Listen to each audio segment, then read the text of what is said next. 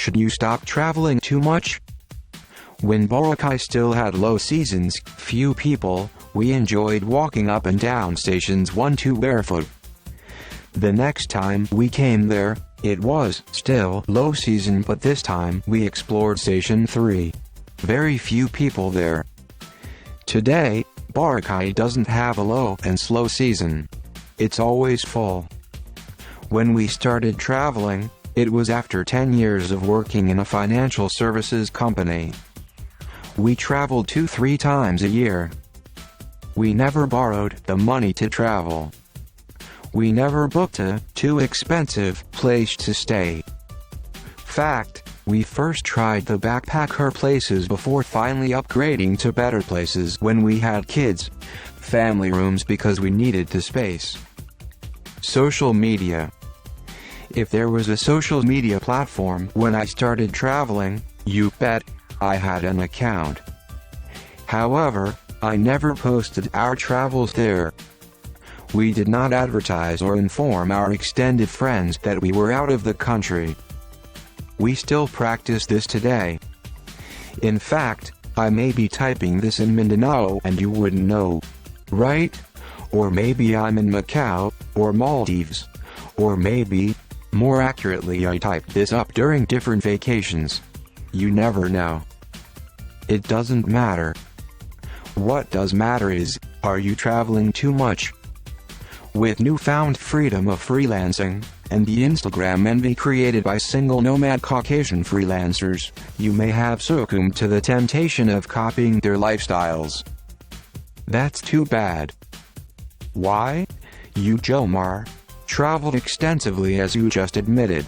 Why can't I, now that I'm already free from employment?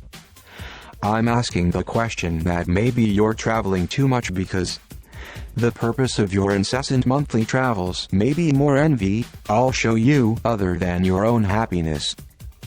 It may be more about keeping up with your rich millennial friends, more than cultural awareness and foreign-friendly fun. Why does it matter? It matters because maybe your savings are being drained unnecessarily. Maybe your future plans for a home, good insurance, really, etc. are being delayed because you have to travel again this month. You see, you didn't get into freelancing so you can boast about being able to afford to travel. That's not number one. Why? Because there are deeper meanings. That's why you have received that blessing. Maybe you should dwell more on that for a while. Instead of packing again and emptying your ATM because your friends do the same thing. But there's super cheap travel to be had. You may already know that it can be super cheap to travel extensively nowadays, at least in the Philippines or around Asia. Just book a zero fare, don't eat at fancy restaurants and just carry noodles with you. Just selectively eat local fare and you can really bring the cost down. This is fine. Lots of people do it. But just don't overdo it. Because time will come, us in Europe fares will also go down as much. You may want to prep for those. I remember more than 20 years ago, it was super expensive to travel. My first trip was out of my own pocket. We went to Hong Kong and Macau before the turn over to the Chinese in 1997. I think I spent a year paying off that trip's expenses. Now, you can do it on less than a month's salary. So yes, I know the travel bug can bite you. Let it bite a little bit. Reserve your money for more later. You don't only live once when it comes to visiting certain places. Once lang naman ito, kaya biyahas mo na expenses. Don't give in. It becomes once in a lifetime because you said so. So don't say so. Say something along the lines of, I really love going to underscore, even if it's my 30th time to go here. Now replace the underscore with your favorite vacation spot, like the refrigerator, I mean, Boracay Island in the Philippines, or Coron Island or Bantuan Island. Again, should you be tight-fisted frugal? Of course not.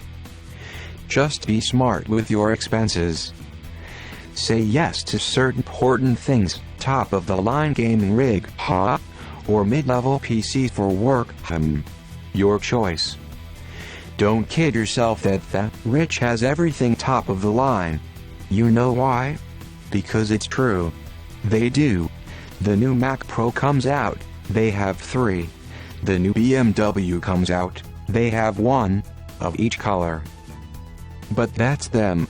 And that's them today. They were not like that when they started off. Maybe their parents or grandparents, happy, did a great job ensuring their freedom today, so they can vacation in the US and never have to buy generic pharma drugs. But those who started them off in their journey to freedom, these people, didn't have 5 BMWs. They all started out like you, today. You have what you have. Use them. You don't need to add luxuries today that you don't need. After all, we can mix up identical tasting, Tiger Sugar milk tea at home than those you have to line up for in the mall. Ask me the recipe one day. My point. There's more to being mindful about your expenses. There's really listing it down monthly and evaluating each item. Do you do this today? If you don't, why not? I know why. Because it's not the practice of free people. Movies tell us that, if we're too stodgy and firm and accountable, we're boring. You believe that lie? Because that's the lie that the poor believe in. But you said, you want to be better than this? This being the present state of your life? Well, don't regress and practice poor money habits. Start behaving like the wealth builders of the world. Monitor that cash. See you later. Congratulations if you've read up to this part. Now, let me ask you, are you monitoring your cash or is someone else? If someone else is doing that for you, why not you? What are you waiting for, a crisis? Ask me about the time I did exactly as you did, and regretted it. Let me know.